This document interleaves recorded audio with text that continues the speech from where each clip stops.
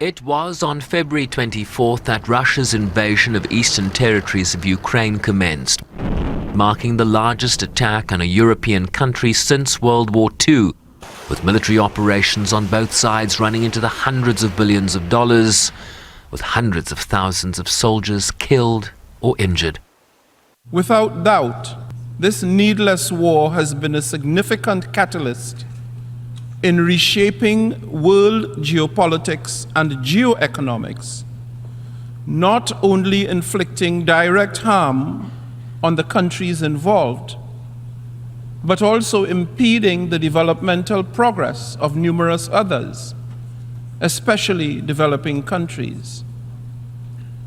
It is actively undermining the very foundations of our UN Charter, threatening the principles of sovereignty and territorial integrity we all committed to hold dear and to defend.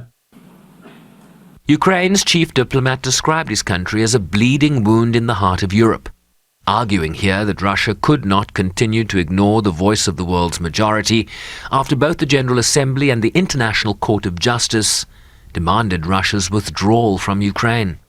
Over 140 member states have chosen exactly such a fair stance. This represents roughly 3/4 of the United Nations. If this assembly could end the war and restore Ukraine's territorial integrity through passing a bill, Ukraine would already be at peace. If Russia had implemented the order of the International Court of Justice of March 16, 2022, we would also already be living in peace. Let me remind you that the court indicated among its provisional measures that the Russian Federation shall immediately suspend the military operations it began on February 24, 2022 in the territory of Ukraine. End of quote. This legally binding decision remains in force today. We can also see that in these 2 years, global security has only deteriorated. More and more wars and conflicts are flaring up across the globe. Kuleba pointed to his country's 10-point peace formula and their efforts with partners on convening a global peace summit that will be held in Switzerland, drawing this denunciation from Moscow's envoy, who continues to argue that Ukraine's government posed a threat to its own Russian-speaking population in the eastern regions, which Russia has since illegally annexed.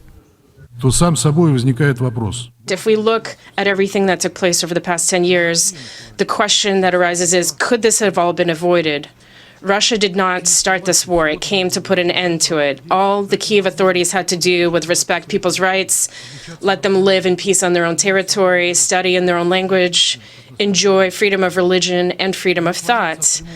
One should not waste time on Kyiv's futile plans to negotiate on the basis of Zelensky's so-called peace formula. It is nothing other than an ultimatum to Russia and an attempt to lure as many countries as possible into endless meetings on this utopian project at any price possible. This fabrication is already clear to many of those who at first unwittingly found themselves drawn into Kyiv's deceitful scheme.